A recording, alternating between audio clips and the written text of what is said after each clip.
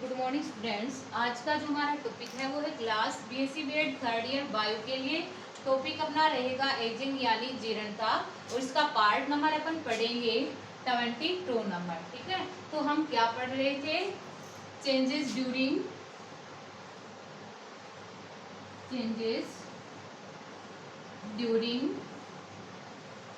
Ageing, changes during ageing यानी जीर्णता के दौरान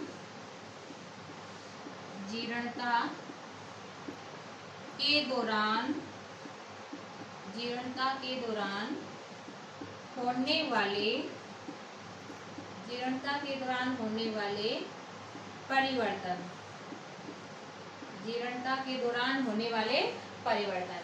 तो मैंने आपको जीर्णता के दौरान होने वाले परिवर्तन थे वो 3 प्रकार के बताए थे। फर्स्ट बताया था आपको मोर्फोलॉजिकल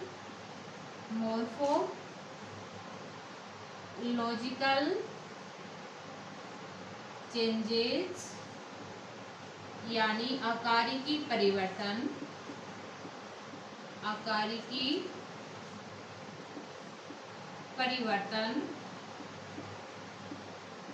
सेकंड आपको क्या बताया था? सेलुलर चेंजेस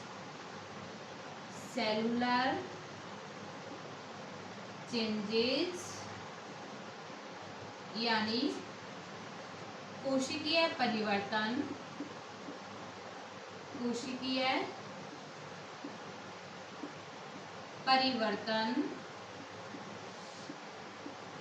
थर्ड आपको बताया था एक्स्ट्रा सेलुलर चेंजेस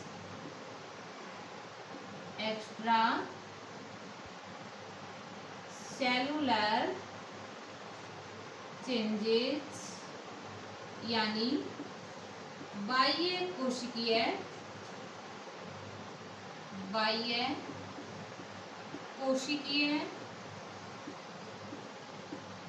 परिवर्तन। तो एजिंग के दौरान जो चेंजेस होते हैं यानी जो परिवर्तन होते हैं वो मैंने आपको 3 प्रकार के बताए थे। फर्स्ट है मोर्फोलॉजिकल चेंजेस, जिसको आकारिकी परिवर्तन बोलते हैं। सेकंड है सेलुलर चेंजेस, जिसको कोशिकीय परिवर्तन बोला जाता है। और थर्ड है कौन सा? एक्स्ट्रा सेलुलर चेंजेस, यानी जिसको क्या बोलते हैं? बाह्य कोशिकीय परिवर्तन बोलते हैं। ठीक है, अब देखिएगा पिछली क्लास के अंदर अपन ने मोर्फोलॉजिकल चेंजेस यानी आकारिकी परिवर्तन, सेकंड सेलुलर चेंजेस यानी कोशिकीय परिवर्तन की स्टडी की थी। आज अपन पढ़ेंगे एक्स्ट्रा सेलुलर चेंजेस यानी बाह्य कोशिकीय परिवर्तन। ठीक है, तो देखिएगा एक्स्ट्रा सेलुलर चेंजेस क्या होता है? कोशिकाओं को छोड़कर ऊतकों के अंदर होने वाले परिवर्तन क्या कहलाते हैं? बाह्य कोशिकीय परिवर्तन कहलाते हैं। कोशिकाओं को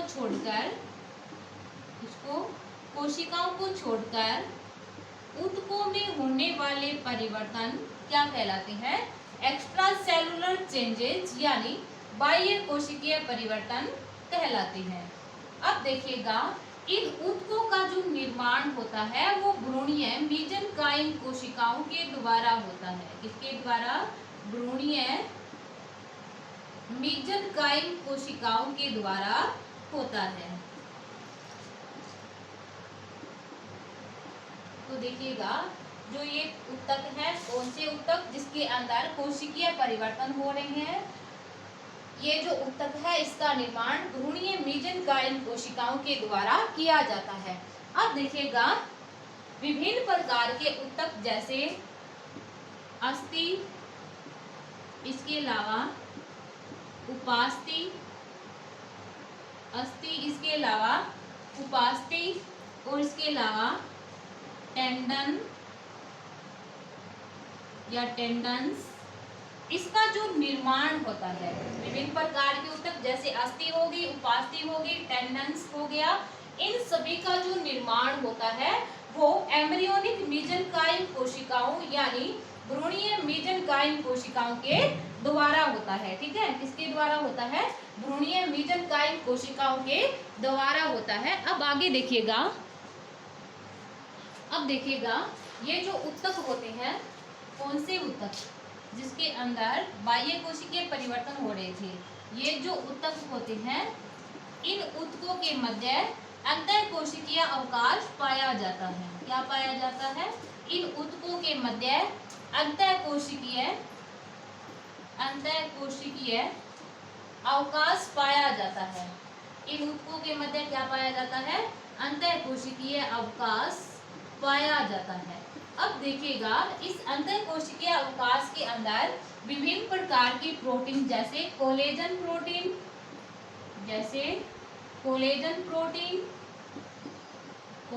प्रोटीन, इसके अलावा इलास्टिन प्रोटीन,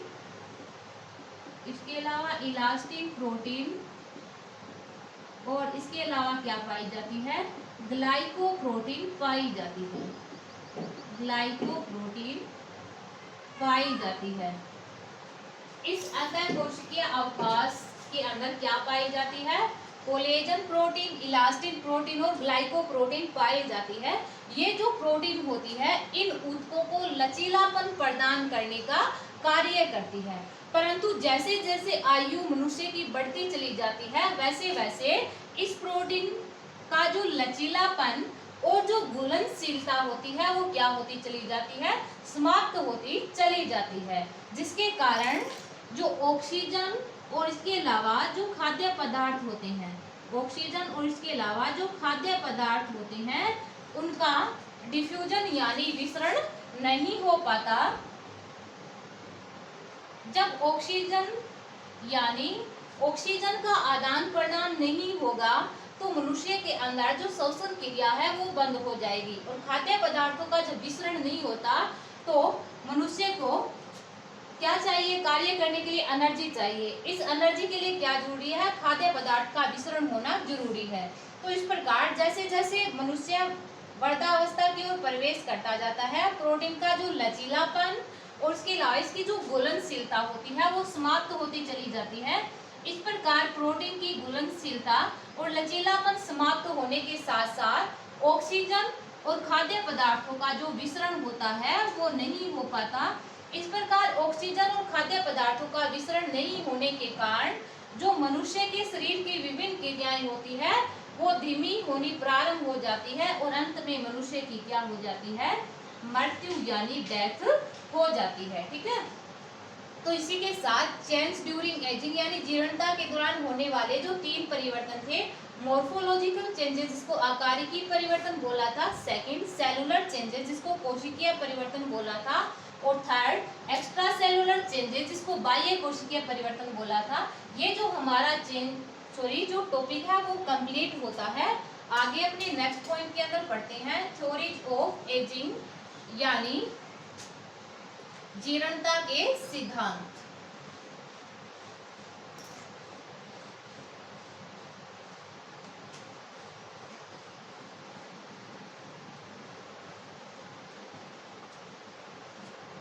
अगला जो पॉइंट रहेगा वो क्या रहेगा? थ्योरीज ऑफ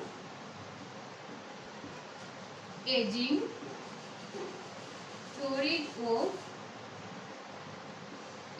यानी जीर्णता के सिद्धांत। थ्योरीज ऑफ एजिंग यानी जीर्णता के सिद्धांत। तो देखिएगा, एजिंग यानी जीर्णता की क्रिया को समझाने के लिए अलग अलग वैज्ञानिकों ने अपनी अलग अलग थ्योरीज का क्या किया था? प्रतिपादन किया था। ठीक है, अलग अलग थ्योरीज का क्या किया था? प्रतिपादन किया था। फर्स्ट थ्योरी थी सोमेटिक म्यूटेशन थ्योरी। पहली थ्योरी कौन सी थी? सोमेटिक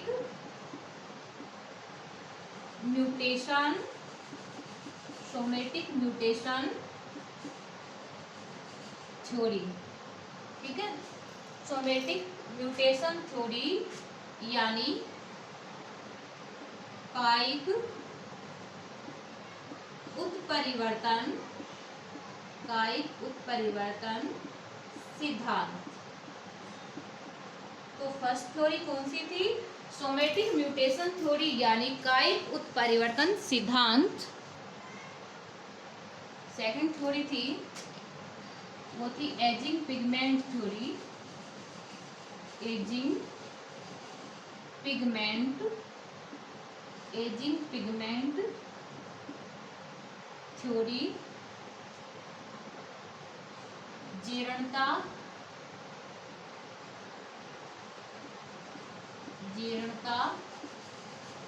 वर्णक सिद्धांत, एजिंग पिगमेंट थ्योरी। और थर्ड क्या थी, genetic regulation theory, genetic regulation theory. और फिफ्थ थी सिस्टेमिक थ्योरी, सॉरी फोर्थ कौन सी थी, सिस्टेमिक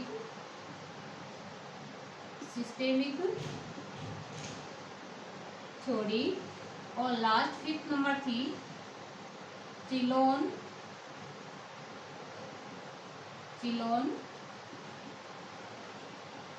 थ्योरी। तो जीर्णता को समझाने के लिए अलग अलग वैज्ञानिकों ने निम्न 5 थ्योरीज का प्रतिपादन किया था। फर्स्ट कौन सी थी, सोमेटिक म्यूटेशन थ्योरी यानी कायिक उत्परिवर्तन सिद्धांत। सेकंड थी एजिंग पिगमेंट थ्योरी जिसको जीर्णता वर्णक सिद्धांत बोलते हैं। थर्ड है जेनेटिक रेगुलेशन थ्योरी जिसको हिंदी में बोलेंगे जन्म नियंत्रण सिद्धांत। और फोर्थ है सिस्टेमिक थ्योरी।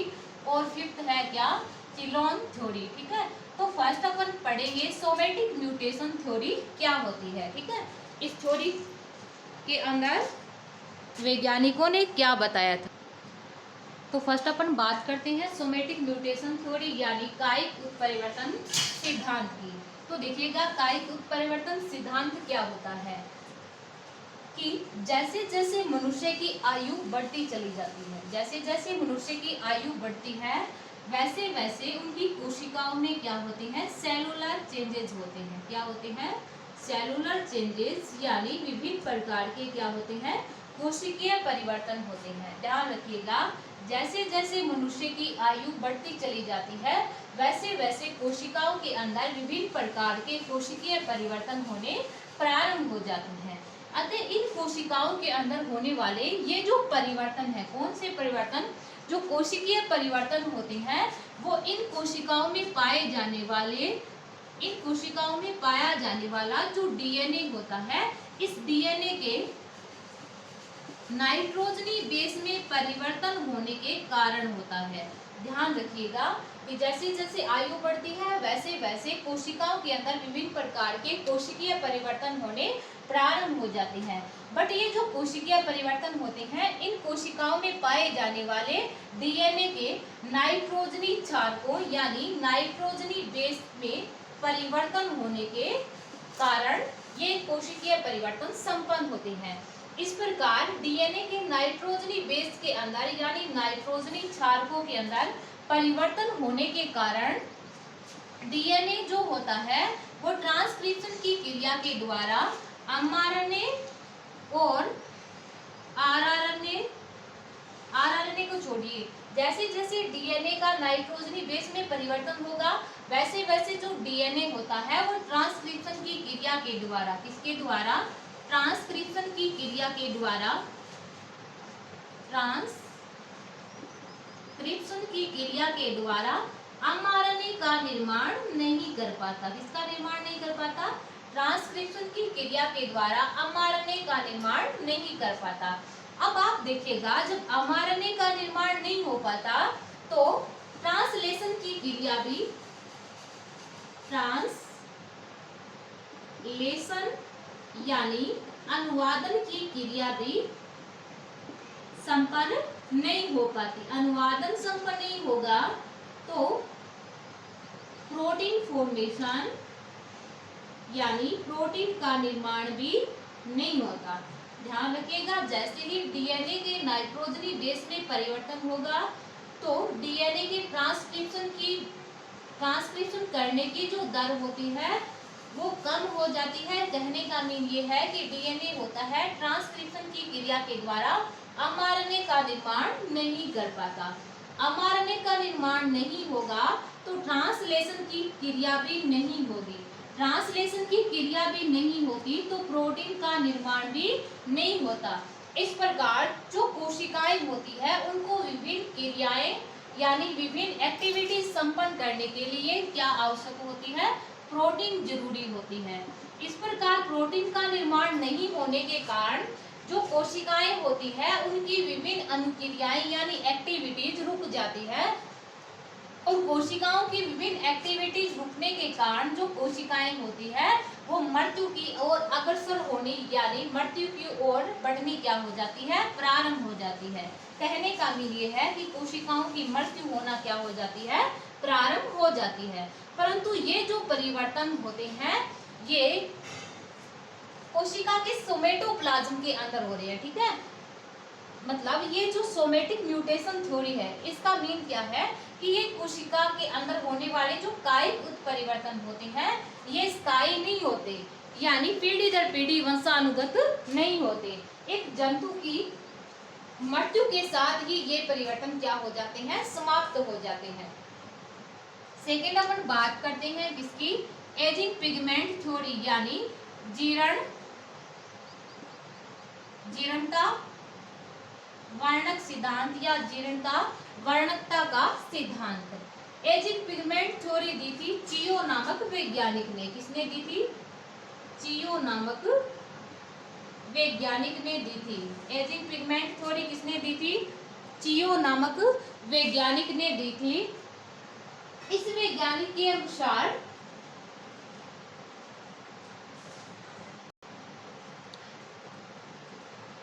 चियो नामक वैज्ञानिक एजिंग पिगमेंट थ्योरी के बारे में अपनी क्या राय देते हैं वो देखिएगा।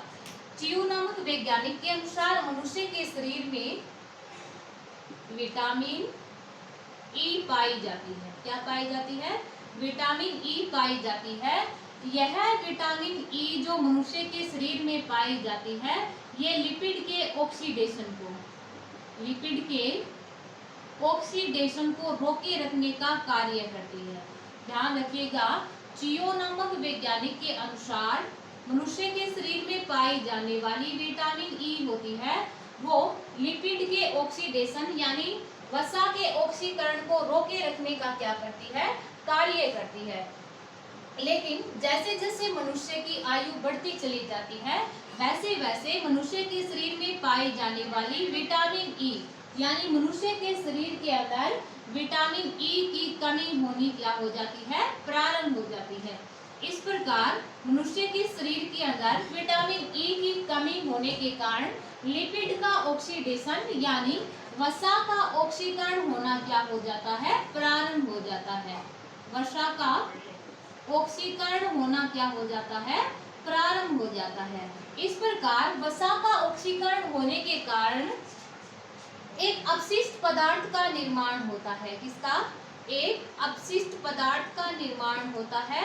इस अपशिष्ट पदार्थ को लिपोफुक्सिन कहा जाता है। अपशिष्ट पदार्थ को क्या बोलते हैं?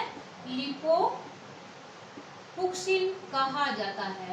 ध्यान रखिएगा, जैसे जैसे मनुष्य वृद्धावस्था की ओर प्रवेश करेगा वैसे वैसे उसके शरीर में विटामिन ई की कमी होती चली जाती है और विटामिन ई की कमी होने के कारण लिपिड यानी वसा का ऑक्सीकरण होना प्रारंभ हो जाता है। वसा का जैसे ही ऑक्सीकरण होगा तो एक अपशिष्ट पदार्थ का निर्माण होता है जिसको लिपोफुक्सिन कहा जाता है। जो लिपोफुक्सिन होता है वो एक एजिंग पिगमेंट यानी जीर्णता वर्णक माना जाता है। क्या माना जाता है? लिपोफुक्सिन जो होता है उसको जीर्णता वर्णक कहा जाता है। जैसे जैसे लिपोफुक्सिन यानी जीर्णता वर्णक की मात्रा मनुष्य के शरीर के अंदर बढ़ती चली जाती है वैसे वैसे जो पेशियां होती है इसके अलावा जो नर्व सेल होती है, पेशियां और इसके अलावा जो नर्व सेल होती है यानी पेशियां और जो नर्व कोशिका होती है उसके अंदर लिपोफुक्सिन यानी जीर्णता वर्णक जो होता है वो जमना प्रारंभ हो जाता है। इस प्रकार जीर्णता वर्ण के जमने के कारण जो मनुष्य है वो जीर्णता की ओर अग्रसर होना प्रारंभ हो जाता है। कहने का मीन यह है कि पेशियों और नरव कोशिकाओं के अंदर लिपोफुक्सिन यानी जीर्णता वर्णक का जमाव होने के कारण मनुष्य के अंदर जीर्णता आनी क्या हो जाती है, प्रारंभ हो जाती है। ठीक है। थर्ड अपन बात करते हैं जेनेटिक रेगुलेशन थ्योरी।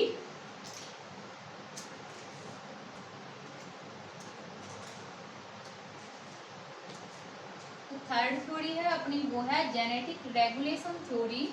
तो जेनेटिक रेगुलेशन थ्योरी है उसके अनुसार जीर्णता क्या होती है और जीर्णता के लिए कौन जिम्मेदार होता है। तो जेनेटिक रेगुलेशन थ्योरी के अनुसार देखिएगा कि मनुष्य की एज और एजिंग, मनुष्य की एज और एजिंग यानी मनुष्य की आयु और जीर्णता। ध्यान रखिएगा कि जेनेटिक रेगुलेशन थ्योरी के अनुसार मनुष्य की एज और एजिंग यानी आयु और जीर्णता होती है वो एक दूसरे से इंटर रिलेटेड होती है, इंटर रिलेटेड होती है। ठीक है, क्या होती है, अंतर संबंधित होती है, अंतर संबंधित होती है।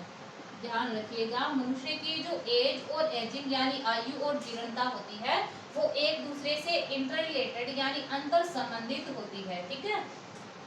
अब देखिएगा इसका जो रेगुलेशन होता है वो किसके द्वारा होता है, जीन के द्वारा होता है। इसका रेगुलेशन किसके द्वारा यानी इसका नियंत्रण होता है वो किसके द्वारा होता है, जीन के द्वारा होता है। परंतु सभी कोशिकाओं में पाए जाने वाले जो जीन होती हैं वो एक समान नहीं होते। क्या नहीं होते, सभी कोशिकाओं में पाए जाने वाले जीन एक समान नहीं होते। कहने का मीन ये है कि इसका एपिजीनोटाइप, एपिजीनोटाइप जो होता है वो क्या होता है, अलग अलग प्रकार का होता है। ध्यान रखिएगा कि एज और एजिंग एक दूसरे से इंटर रिलेटेड है और उसका नियंत्रण किसके द्वारा होता है, जीन्स यानी जीनों के द्वारा होता है। परंतु सभी कोशिकाओं में पाए जाने वाले जीन एक समान नहीं होते। कहने का मीन ये है कि इनका एपिजीनोटाइप होता है वो अलग अलग प्रकार का होता है। देखिएगा कि कुछ जीन होते हैं वो एक अवस्था के अंदर क्या रहते हैं, सक्रिय रहते हैं। कुछ जीन ऐसे होते हैं जो कि एक अवस्था के अंदर क्या रहते हैं, सक्रिय रहते हैं। कुछ जीन ऐसे होते हैं जो एक अवस्था के अंदर सक्रिय रहते हैं, परंतु कुछ जीन जो ऐसे होते हैं, जो कि इस अवस्था के अंदर निष्क्रिय अवस्था के अंदर रहते हैं। ध्यान से सुनिएगा, एक ही अवस्था है उसके अंदर कुछ जीन आपको सक्रिय अवस्था के अंदर मिलेंगे, कुछ जीन क्या बोलते हैं, निष्क्रिय अवस्था के अंदर मिलते हैं। जो जीन इस अवस्था के अंदर निष्क्रिय अवस्था के अंदर है वो दूसरी अवस्था के अंदर आपको किस अवस्था में मिलेंगे, सक्रिय अवस्था के अंदर मिलते हैं। इस अवस्था के अंदर सक्रिय अवस्था के अंदर मिलते हैं। ठीक है, यही क्या है, एजिंग का नियोजन प्रक्रम है, नियोजित प्रक्रम है। यही क्या है, एजिंग का नियोजित प्रक्रम है। एजिंग का क्या है, यही नियोजित प्रक्रम है। एजिंग का क्या है, ये नियोजित प्रक्रम है। ठीक है, इसी के साथ अपनी 3 थ्योरी थी, somatic mutation theory, ageing pigment theory और इसके अलावा जेनेटिक रेगुलेशन की जो थ्योरी थी वो तीनों कंप्लीट होती है। आगे अपन बात करते हैं सिस्टेमिक थ्योरी की।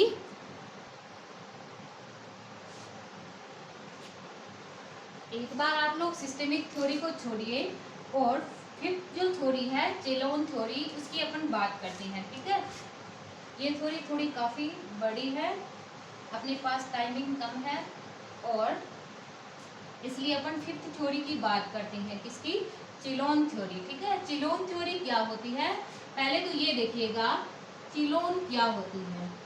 चिलोन एक प्रकार की म्यूकोप्रोटीन है। क्या है, एक प्रकार की म्यूकोप्रोटीन है। चिलोन क्या है, एक प्रकार की म्यूकोप्रोटीन होती है। ठीक है, ये जो म्यूकोप्रोटीन होती है वो कोशिकाओं में बनने के साथ साथ, किसमें, जो म्यूकोप्रोटीन होती है वो कोशिकाओं में बनने के साथ साथ, कोशिकाओं में बनने के साथ साथ क्या हो जाती है, वो इन्हीं कोशिकाओं के अंदर जमनी प्रारंभ हो जाती है। ध्यान रखिएगा, पहले तो आपको ये पता होना चाहिए कि चिलोन थ्योरी अपन पढ़ रहे हैं, तो चिलोन होती क्या है, एक म्यूकोप्रोटीन होती है जो कि कोशिकाओं में बनने के साथ साथ कोशिकाओं में जमनी क्या हो जाती है, प्रारंभ हो जाती है।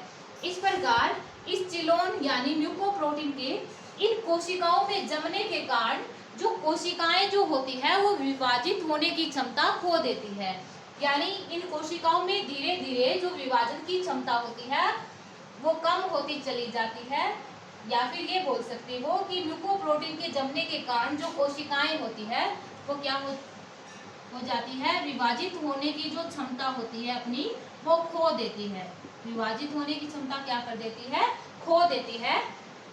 इस प्रकार कोशिकाएं विभाजित होने की क्षमता खो देगी तो आप सभी जानते हो कि प्रतिदिन मरने वाली कोशिकाओं के स्थान पर नई कोशिकाओं का निर्माण नहीं हो पाता, जिसके कारण जो मनुष्य होता है उसके अंदर एजिंग यानी जीर्णता आनी क्या हो जाती है, प्रारंभ हो जाती है। ठीक है, इसी के साथ अपनी 4 थ्योरीज कंप्लीट हो चुकी है। आगे मिलते हैं नेक्स्ट क्लास के अंदर। ठीक है, तो इतने तक आप 4 थ्योरी रिपीट कीजिए।